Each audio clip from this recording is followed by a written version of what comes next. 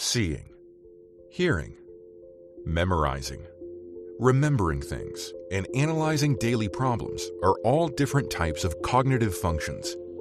What turns us into us is the difference between our cognitions.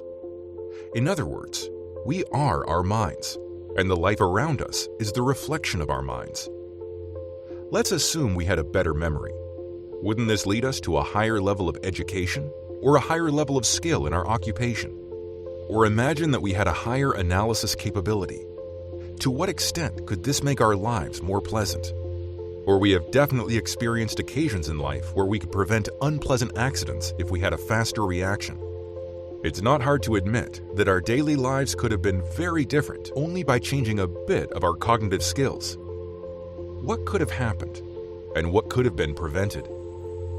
As a result, to have a more pleasant life and a finer society, we have to turn us into a better version of ourselves who has higher levels of cognitive functions. The bad news is that we're getting old, and as humans, aging has an inevitable effect on declining our cognition. Perhaps in the future, it will be possible to prevent aging or even dementia with the help of technology, but until then, it is necessary for us to do our best to control this decline and even take steps to enhance those functionalities. This is exactly where we have entered. We want to provide a product based on engaging and challenging games which improves cognition. As we moved further and put our scientific studies together, we found out that the best approach is to bring these challenges closer to reality, so that they can have more precise and persistent effects on the user. That's why we chose the virtual reality platform, so that the VR experience could be mixed with other senses and physical movements of the user. Scientific studies show that with this approach, the interaction is way better and more stable compared to when you're experiencing a brain training game on a tablet or smartphone. Thus, EonVR was born.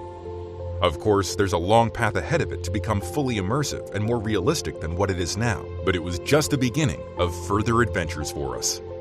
Our intention was to have a better product instead of a bigger one.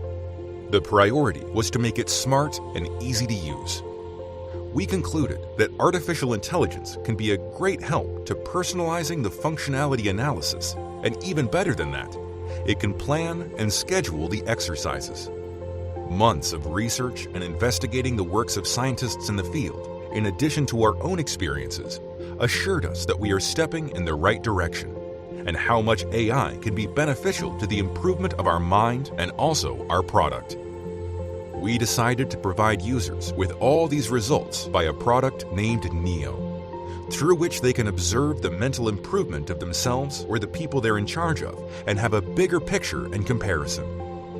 They can even ask the AI to rearrange the product to improve a specific cognitive skill. This type of personalization can also be helpful for the people with particular physical disabilities or impairments.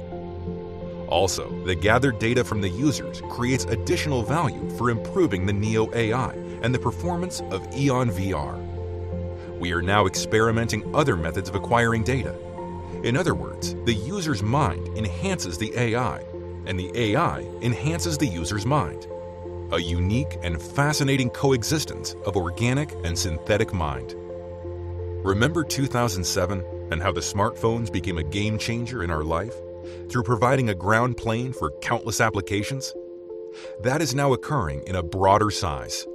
Neuroscience, BCI, VR, gaming technologies, and other future techs are being improved, and that makes us so excited and optimistic about the future. These technologies are opening new doors in front of us, enabling new and diverse applications, and although we've come a long way, we're still at the beginning. Be with us. NeuroEon. Mind your mind.